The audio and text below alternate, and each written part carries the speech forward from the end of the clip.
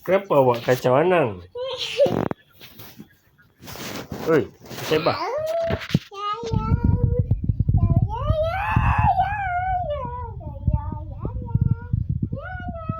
Oi, Saibah.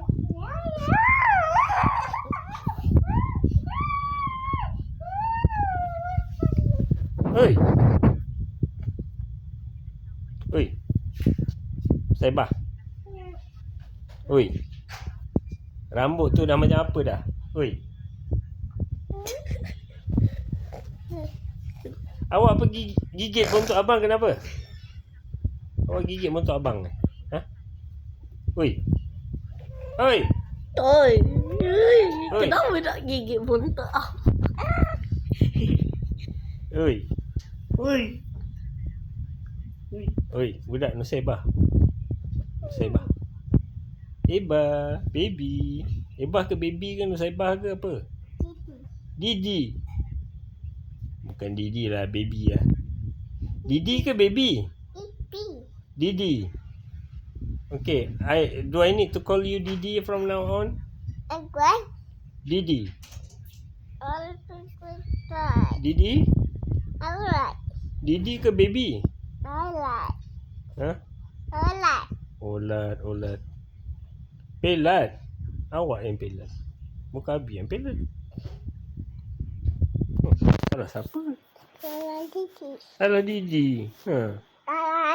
Salah Anang. Asal Anang pula? Anang kat situ. Anang tak salah. Tak ada kaitan pun dengan Anang. Rambut ni.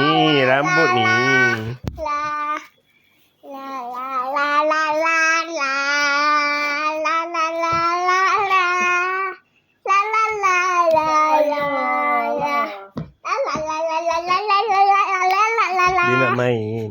Jangan pukul kuat-kuat. Sakit Anang. Kesian Anang. Nak main jangan pukul-pukul. Pegang-pegang macam ni je. Macam ni je. Geli. Geli.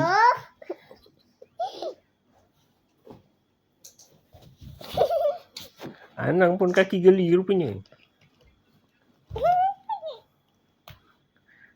Jangan pukul kuat-kuat.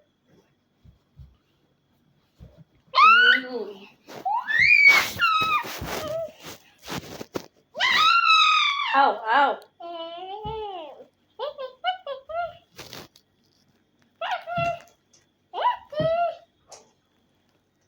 Baby, say hi.